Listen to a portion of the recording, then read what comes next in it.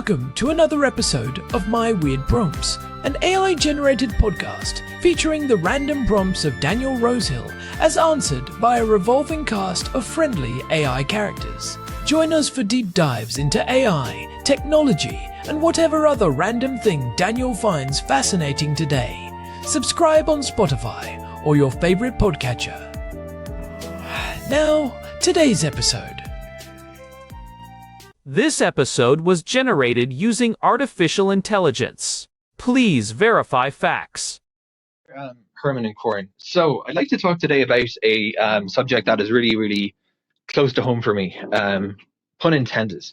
And that is, I think it's worth, there's actually 2 episodes that we're going to do talking about 2 aspects of this. And I think we could probably do 20 and only scratch the surface of the topic. But let's start with this one because it's the hardest one. So I grew up in Ireland, in Cork, for those wondering where I'm from originally. And we had a family home, like a detached house that we lived in, and that's what I knew about accommodation. You had a house. It didn't change, and until really I moved to Israel. I moved to Israel about 10 years ago, and since then it's been a kind of stream of apartments. Now, the reason for this is because my wife and I, despite our best efforts, and some might say perhaps where we're interested in living, but we haven't been able to get on the housing ladder, despite doing what we'd hoped might get us there, like earning jobs like most people and trying to save like most people, but property just being so astronomically expensive that it's just been out of reach. And we talked about the macroeconomic dimensions of that in a previous podcast, but here's where sometimes I've been thinking about this over the years, and it's a really heavy weight. Sometimes I feel like I'm a failure for not being able to buy property. I see my friends in Ireland where in some parts property is cheaper, and being able to make that step and owning a place. And I wouldn't say it makes me even jealous or envious anymore, except for the stability. When I say that, I've kind of detached myself from the idea, and I think it's really interesting to think about how property ownership is entrenched in kind of a national identity. What I looked at before was, to what extent is property ownership normalized? And what really I find, I wouldn't say distasteful, but a bit kind of hard to stomach about society in Israel, is that there is still a very widespread concept that renting is something poor people do. And if you're renting in your 30s, you must have done something wrong. And for a lot of people, especially immigrants, who've come to the country after property just skyrocketed, you're not necessarily a poor person. You might have a decent standard of living even, but you just can't gather together the capital for that astronomical purchase. The morbid thought that I've had sometimes, and sorry anyone, this is going to be a bit of a dark one, but when I was trying to reconcile myself to this idea of maybe we can't own, I thought that, do we actually own anything? I mean, when you sort of have the experience of a loved one passing away and seeing their stuff being put into moving boxes or thrown out, you kind of think, well, isn't a house just the same? It's just somewhere you live in. Now, that's not really accurate because we have inheritance and stuff like that, but it's still kind of a temporary thing. And my thought was, well, why don't we just accept that and let's say people rent? Who cares who you rent from? And in your episode about, I asked you how different cultures have approached this. And my thought was that I believe personally that the normalization, when renting is normalized and accepted, a society shifts the way it organizes its affairs in order to create a rental market that actually works for people and is fair. And I asked you guys, well, where is renting normalized, and which jurisdictions have really done a good job at creating proper, decent tenancy codes that provide the incentive, as you mentioned, for landlords to do what they need to do to make it worthwhile, or the state, while also providing a rental market that's not only fair, but I use this term very advisedly, dignified, because I've been in situations where, as a tenant, over and over again, I've been, threatened by landlords for having the temerity to report a hazardous leak that was dripping on our bed and forced us to relocate. I once had, this is the worst story, but it's one that's etched in my memory. So when I moved to Israel 10 years ago, first port of call was in Ulpan, where language learning school I spent. That's usually how people start their time in Israel. Then a couple of sublets. And this world was very foreign to me. As I said, growing up in a single house, I really didn't know what a sublet was. But I got the concept. And those were okay, but you know, then my first proper rental. Now, I went to work one day, and the neighbors below me, a couple of guys, said there's a leak in our ceiling. And I said, all right. So I got in touch with my landlord, who said they're going to send someone to check upon it. They're going to be there while you're at work. I was working at a startup at the time. I came back, and I have a video of this for those who might doubt the absurdity of this story. It's picked up in a blog actually about renting in Israel. I came back to find that my toilet, you know, the thing you use when nature calls, had been extracted from the wall. There was literally an open pipe. And the next day, so this was the method of investigation. The next day, where the floor had been reduced to rubble. Literally, there was one of those big jackhammer things. And apparently, in the course of diagnosing the leak, it didn't occur to my landlord that you can't just reduce someone's toilet to rubble. So this went on, and over the course of 3 weeks, they eventually reluctantly gave me the key to a spare apartment in the building, so I had somewhere to use a toilet. This leak kept recurring. It turned out that the sublet was legally divided, or the place was legally divided. And the end of the story is that the last leak was essentially a flood. It was literally, a few millimeters of water. Bunches of my stuff got ruined, and I had to evacuate. I didn't know what else to do. The contractor they kept bringing in kind of looked at me and said, buddy, I would leave.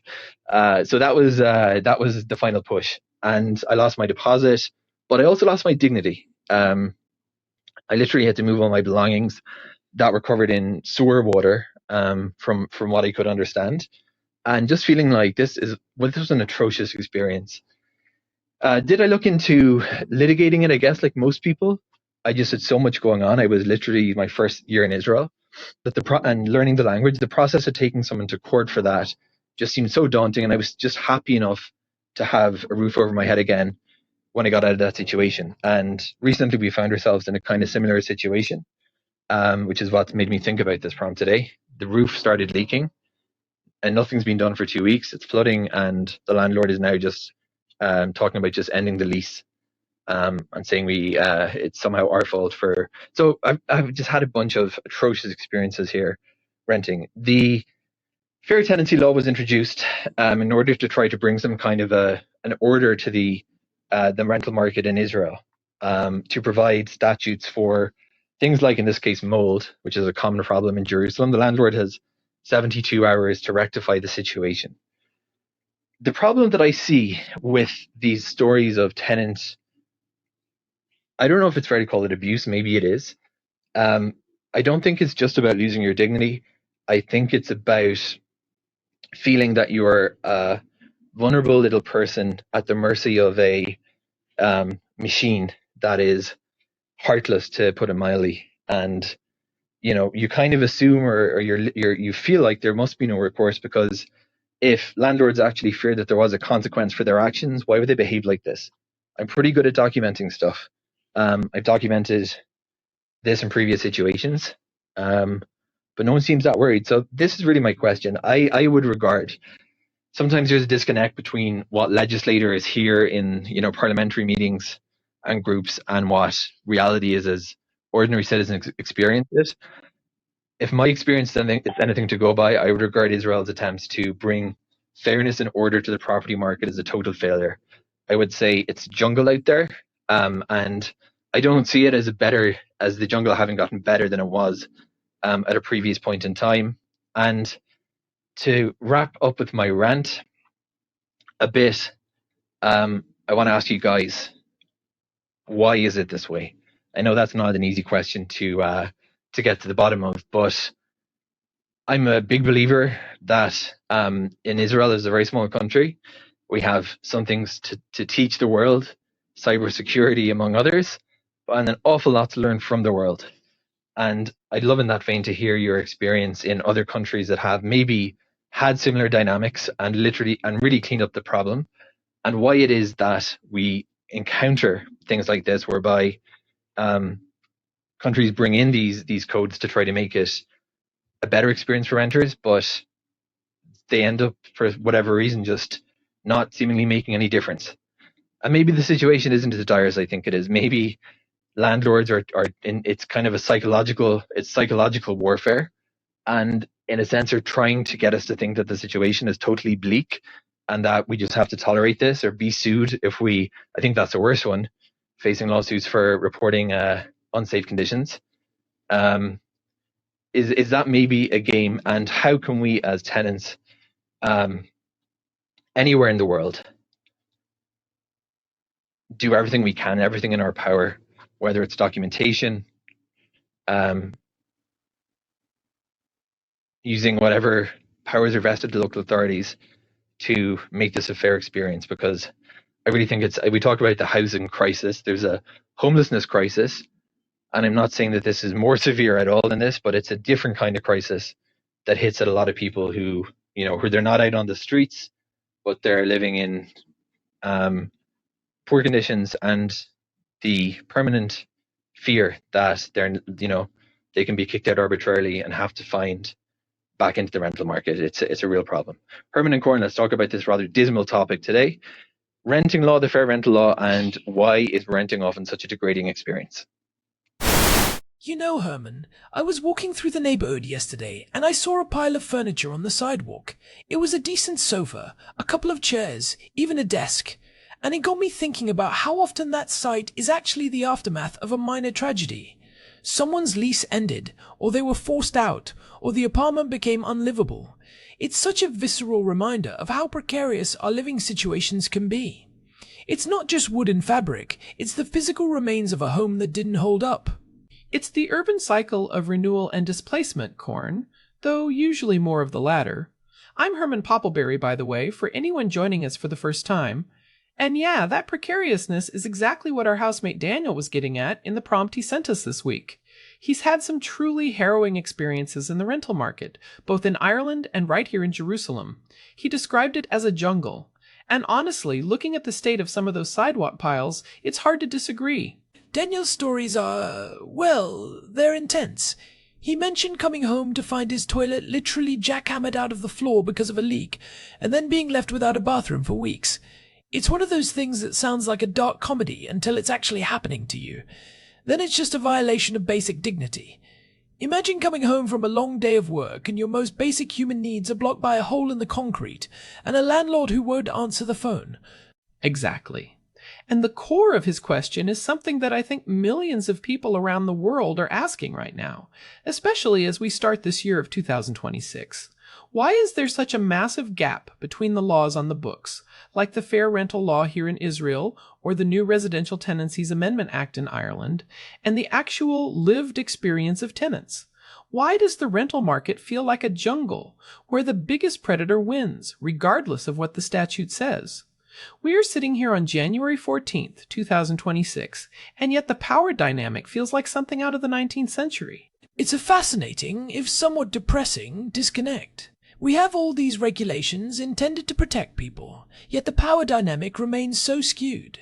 I want to dig into that today. Why does the law fail in practice? What are other countries doing differently? And honestly, is there any real way for a tenant to fight back when they're up against a landlord who just doesn't care? We need to look at the mechanics of the law, the culture of ownership, and the actual tools for survival.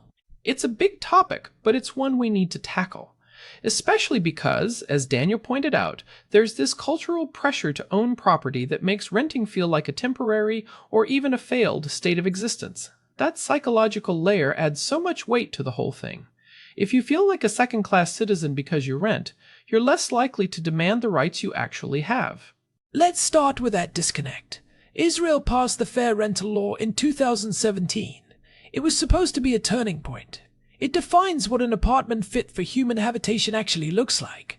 It mentions things like functioning plumbing, windows, a door that locks, and the absence of life, threatening hazards like mold or faulty wiring. On paper, it sounds great. It even caps security deposits at the low of 1/3 of the total rent for the lease term, or 3 months of rent. So why was Daniel's landlord able to leave him with a hole in the floor and a shrug? Well, the problem with a lot of these laws, and this isn't just an Israeli issue, it's common in Ireland and the United States too, is that they are often self-enforcing. What I mean is, there is no rental police department that goes around inspecting apartments and finding landlords on the spot.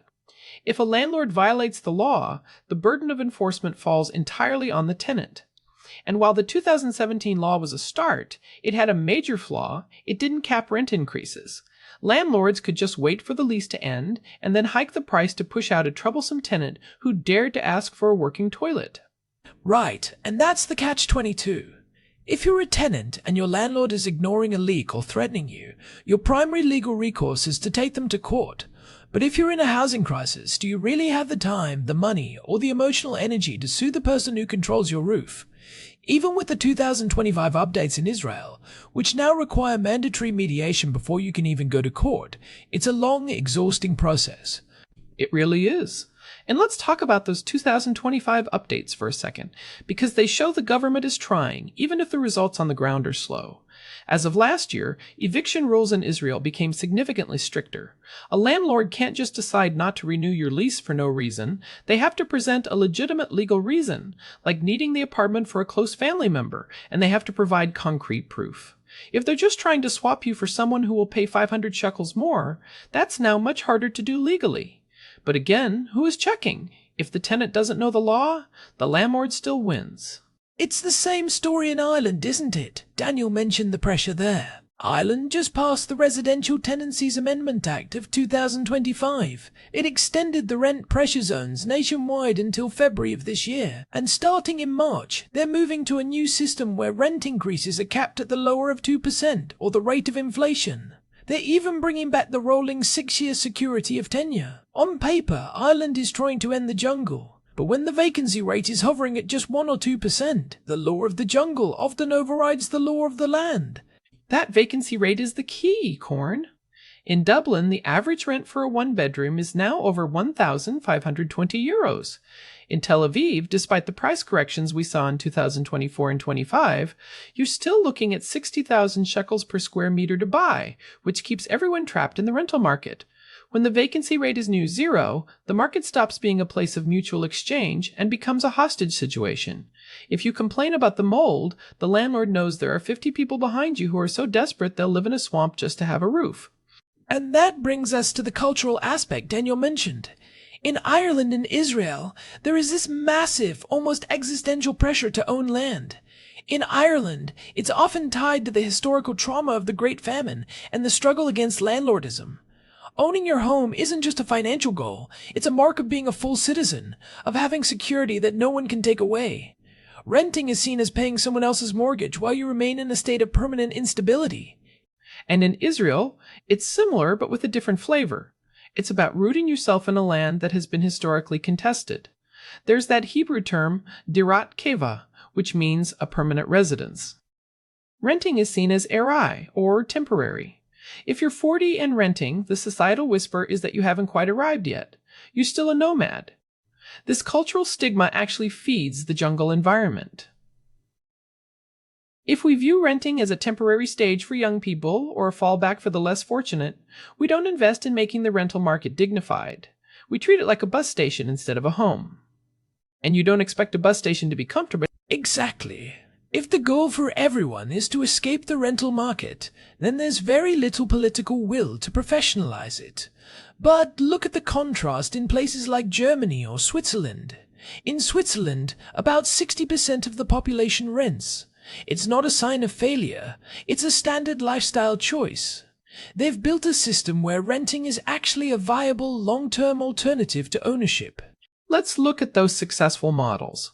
What is Switzerland or Germany doing that makes renting a dignified experience? I know they have much longer leases, for one. In Germany, the standard lease is indefinite. Once you're in, you have what's called security of tenure. A landlord can't just decide not to renew your lease because they want to hike the rent for a new tenant or because they don't like your face. They can only evict you for very specific reasons, like if you stop paying rent or if they genuinely need the apartment for themselves. And even then, they have to prove it in a way that is much more rigorous than the new Israeli rules. And that changes the entire power dynamic. If you know you can stay for 20 years, you treat the place like a home. You're willing to invest in it, and more importantly, you're willing to stand up for your rights because you aren't afraid of a retaliatory non-renewal next July. Another brilliant thing they have in Germany is the Mietspiegel, which is a rent index. It's a public record that shows what the average rent is for a specific neighborhood based on the apartment's size, age, and amenities. It prevents the kind of jungle pricing we see where a landlord just picks a number out of thin air because they know someone is desperate. The Mietspiegel is a game changer. It turns the market from a dark room where the landlord has the only flashlight into a well-lit space where everyone can see the numbers. If the rent is significantly higher than the index, the tenant has a legal basis to challenge it. German cities regularly update these indexes to reflect changing costs, including energy efficiency, but the core protection remains. It's about transparency. But what about maintenance? That's where Daniel really felt the degrading part of the experience. How do these countries handle a landlord who refuses to fix a leak? In Israel, the law says they have 3 days for urgent repairs. But as Daniel found out, that doesn't mean much if there's no immediate penalty. They use a mechanism called rent reduction, or Mietminderung. In many European jurisdictions, if there's a defect that reduces the value of the living space, the tenant has a legal right to unilaterally reduce the rent by a certain percentage until it's fixed. If the heater is broken in the winter, you might pay 20% less. If the toilet is unusable, like in Daniel's case, that could be a 100% reduction. You don't have to go to court first, you just notify the landlord and pay less. It puts the financial pressure on the landlord to act quickly. In the jungle market, the landlord has your money and you have the problem. In the German model, if the landlord doesn't fix the problem, they lose the money. It flips the incentive structure completely. That sounds like common sense, but I can imagine landlords in Israel or Ireland losing their minds at the suggestion. They'd argue that tenants would abuse it, claiming defects just to save money. But there are safeguards, right? You have to provide proof, and if you're wrong, you could be evicted for non-payment. It creates a baseline of accountability, and it's backed by strong tenant unions. This is something we really lack in many places. In Germany, millions of people belong to the Mieterbund, which is a national tenants association. For a small annual fee, you get legal insurance and access to lawyers who specialize in rental law. So it's not just a lone tenant versus a wealthy property owner. It's a tenant backed by a massive organization with a legal department. That's how you balance the scales. It's a collective response to a systemic problem. And then you have the gold standard, Vienna, Austria. About 43% of the city's population lives in social housing.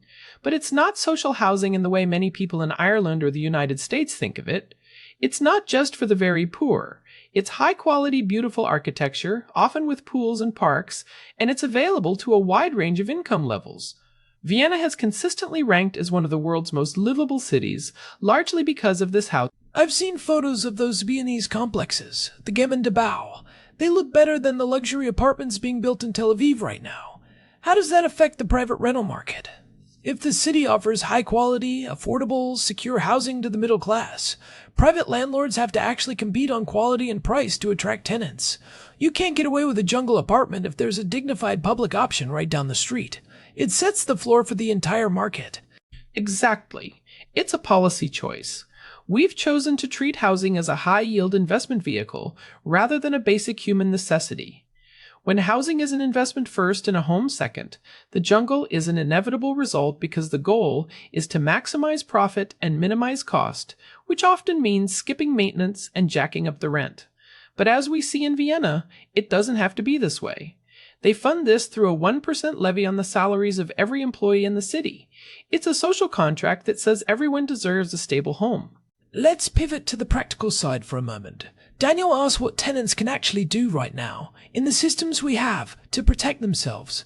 If you're in an apartment in Jerusalem or Dublin, and the ceiling starts dripping, what's the first move? Documentation is your absolute best friend. Daniel mentioned he's good at this, and he's right. You need to create a paper trail that is so undeniable that even the most negligent landlord or the most backlogged court can't ignore it. Never just a phone call. If you have a conversation, follow it up with an email. As we discussed on the phone at 2 p.m. today, I am reporting a leak in the bathroom. Take photos, take videos, use a digital timestamp to prove the date. If the landlord doesn't respond, send a registered letter with a return receipt requested. In many legal systems, that's the gold standard of proof that the landlord was officially notified. And what about the fair rental law here in Israel?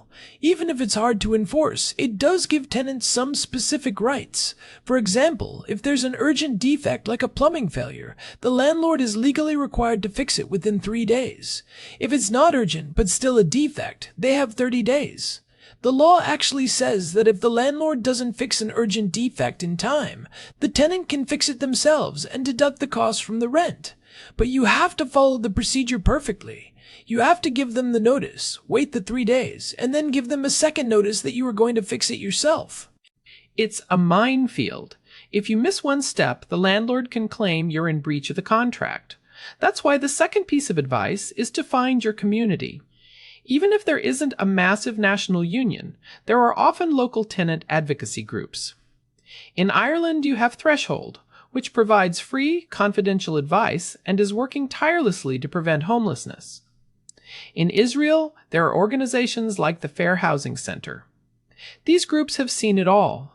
They know the specific tricks landlords use, and they can tell you exactly which letters to send. Don't try to be a legal hero on your own. I also think there's a psychological component to this. Landlords often rely on the tenant feeling small and vulnerable. When you start responding with calm, professional, and legally grounded emails, the dynamic shifts. You're signaling that you aren't a victim. You're a party to a contract who knows their rights. It's about projecting competence. Even if you're terrified inside, your correspondence should look like it was written by someone who has a lawyer on speed dial. And remember the new mandatory mediation in Israel. If you have a dispute, you can now force the landlord into a room with a mediator before it ever gets to a judge. This is often enough to make a negligent landlord realize that you aren't going to just go away. It creates a cost for their negligence. In Ireland, the Residential Tenancies Board, or RTB, provides a similar service. It's not perfect, and there's often a backlog, but it's a tool you should use. But let's be real, Herman. Sometimes the jungle is just too dangerous. Daniel mentioned being threatened. If a landlord is threatening a tenant, that's no longer a civil dispute. That's a police matter. And while the police are often reluctant to get involved, telling you it's a civil matter, having a record of those threats is crucial. In Israel, it's legal to record a conversation as long as one of the parties, which is you, knows it's being recorded. If a landlord says, if you report this mold, I'll kick you out tomorrow, having that on tape is incredibly powerful. It's a sad state of affairs when you have to go through life like a private investigator just to have a functioning bathroom. It really speaks to the degrading part of Daniel's prompt. You're being forced to act like an adversary in your own home, which is supposed to be your sanctuary. The home is the foundation of our mental health. If that foundation is unstable, everything else in your life, your work, your relationships, your sense of self, starts to crack. The stress of a bad rental situation is a second-order effect that economists rarely measure, but it's a massive drag on society. Think about the lost productivity. Think about the kids growing up with chronic respiratory issues because of mold that a landlord refused to clean. Think about the elderly people who are too afraid to complain about a broken lift and end up trapped in their apartments. This isn't just about annoying leaks, it's a public health and human rights issue. In 2026, we should be past the point where a hole in the floor is an acceptable living condition. You know, there's a concept in urban planning called housing first. It's usually applied to homelessness, the idea that you can't solve someone's other problems until they have a stable place to live. But I think we should apply it to the middle class too. Dignified housing first. If we want a functioning, healthy society, we have to ensure that the place where people sleep is safe and secure. We need to move away from the jungle by professionalizing the industry. In some countries, you have to be a licensed property manager to rent out an apartment. You have to prove you understand the laws and that you have the capital to maintain the property. It's the mom-and-pop landlord myth. We have this idea that most landlords are just lovely people renting out a spare room to pay their mortgage. And while those people exist, the market is increasingly dominated by professional investors and corporations who use that mom-and-pop image as a shield against regulation. And even the real mom-and-pop landlords can be the worst offenders because they often don't have the cash flow to handle major repairs. They see the rent as pure income. And when the roof starts leaking, they panic and lash out at the tenant because they can't afford the $5,000 repair bill. In a professionalized market, a landlord would be required to have a reserve fund for maintenance. It's about shifting the risk. Right now, the tenant carries all the risk. If the apartment becomes unlivable, the tenant is the one who suffers. The landlord still has the asset, which is probably appreciating in value anyway. A fair market would distribute that risk more evenly. If we actually made renting dignified, would that cultural pressure to buy ease? Or is the desire to own something innate? I think it's a bit of both. There is a deep human desire for agency, to be able to paint your walls whatever color you want, and to know you won't be moved. But a lot of the pressure to buy is actually just a rational response to a broken rental market. If renting is a jungle, then buying is the only way to get to the clearing. If the rental market was a manicured park, fewer people would feel the desperate need to buy a plot of land just to feel safe. In Germany, people don't feel that same failure if they rent because they have the same agency. They can stay for 30 years. They can install their own kitchens. They have the security that ownership usually provides without the massive debt. It also makes the economy more flexible. If people aren't tied to a 30-year mortgage, they can move more easily for better jobs. They can take risks. A healthy rental market is actually a huge economic engine. So, to summarize our jungle survival guide for Daniel and everyone else, document everything like you're a forensic scientist. Find your tribe in tenant unions and advocacy groups. Use the laws that exist, however flawed they are, to create a cost for the landlord's negligence. And psychologically, remember that you are a customer and a contract holder, not a beggar. And on a systemic level, we need to push for professionalization, for rent indexes, and for a massive increase in the supply of high-quality non-profit or social housing to provide real competition. We have to stop treating the jungle as an act of God and start seeing it as a failure of policy. I'm really glad Daniel sent this in. It's one of those topics that feels so personal and private, but it's actually one of the most universal experiences of modern life. We spend so much of our time inside these four walls. We should probably make sure they aren't crumbling around us. Well said! And hey, if you're out there listening and you've got your own rental jungle story, or maybe you live in a place where it actually works well, we'd love to hear about it. It helps us build a better picture of what's possible. We appreciate all of you who have been with us throughout our journey. It's been quite a ride from our house in Jerusalem to yours. Thanks again to Daniel for the prompt. We'll have to see if we can help him with that leak next time it rains. I'll bring the buckets, you bring the legal code. Deal. Thanks for listening to My Weird Prompts. You can find us on Spotify and at our website, myweirdprompts.com. We've got the full archive there if you want to dive into some of our older stuff. Until next time, stay safe, keep documenting, and don't let the jungle get you down. I'm Herman Poppleberry. And I'm Corn. See you in the next one. This episode was generated using Gemini Flash 3. Text-to-speech engine was Chatterbox Turbo. Thanks for listening to another episode of My Weird Prompts, an AI-generated podcast featuring Daniel Rosehill's AI prompts, as answered by a revolving cast of friendly AI characters including me, Cornelius the Sloth. Subscribe on Spotify or visit myweirdprompts.com.